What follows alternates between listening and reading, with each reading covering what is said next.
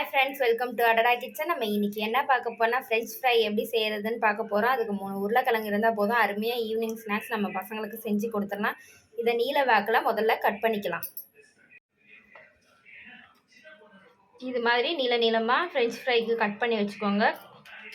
Cut பண்ணி வச்சதை கொஞ்சமாக அரை வேக்காடில் அவிச்சு எடுத்துக்கலாம்.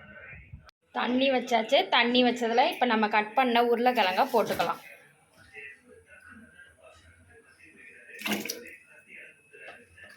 அரை வேக்காடு தான் அவிக்கணும், ரொம்ப அவிச்சிடாதீங்க, அப்புறம் ஒரு மாதிரி குழஞ்சி போயிடும் உருளைக்கிழங்கு. உருளைக்கிழங்கு போட்டாச்சு. இதுக்கு தேவையான உப்பு சேர்த்துக்கலாம். ஸ்பூன் அளவு உப்பு சேர்த்துக்கலாம். உப்பு சேர்த்து நல்லா வேகட்டும். பாருங்கள், உருளைக்கிழங்கு நல்லா அவிச்சு எடுத்தாச்சு. இதை பாருங்கள் உடையுது. இந்த ஸ்டேஜில் அவிச்சு எடுத்துக்கலாம். இதுக்கப்புறம் இதை ஒரு 10 நிமிஷம் ஃபேன் காற்றுல வச்சுட்டு இதோட ஈரம் பதெல்லாம் போனதுக்கப்புறம் நம்ம என்ன மாவு போடலான்னு பார்க்கலாம். நான் ஒரு 3 ஸ்பூன் அரிசி கான் மாவும் ஒரு 1.5 ஸ்பூன் அரிசி மாவும் எடுத்திருக்கேன். இது ரெண்டுத்தையும் நல்லா மிக்ஸ் பண்ணிக்கலாம். இது கூட கொஞ்சம் மிளகாய்த்தூள் சேர்த்துக்கலாம். நான் ஒரு அரை ஸ்பூன் மிளகாய்த்தூள் சேர்த்துக்கிட்டேன். ரெண்டுத்தையும் நல்லா மிக்ஸ் பண்ணிக்கலாம். நான் உருளைக்கிழங்குல ஆல்ரெடி உப்பு போட்டிருக்கேன். இதில் கொஞ்சமாக நம்ம உப்பு சேர்த்துக்கிட்டா போதும். நான் ஒரு சிட்டிகை அளவு உப்பு போட்டிருக்கேன். நல்லா கிளறி விட்டுக்கலாம். மாவு மிளகாத்தூள் எல்லாம் நல்லா மிக்ஸ் ஆனதுக்கப்புறம் இதில் கொஞ்சமாக தண்ணி ஊற்றி உருளைக்கிழங்கை போட்டு பெரட்ட வேண்டியது தான்.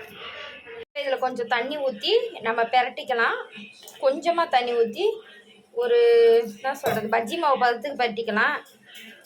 நம்ம உருளைக்கிழங்குலாம் இந்த கோட்டிங் பிடிச்சாதான் அந்த உருளைக்கிழங்கு பொரிஞ்சு வரும்போது நல்லா மொறுமொறுன்னு கிடைக்கும். பதத்தில் மாவை கலக்கி எடுத்துக்கோங்க. கலக்கி எடுத்துக்கிட்டால் கரெக்டாக இருக்கும். கடாய் ஹீட் ஆனதுக்கப்புறம் நம்ம எண்ணெய் சேர்த்துக்கலாம். எண்ணெய் நல்லா ஹீட் ஆகட்டும்.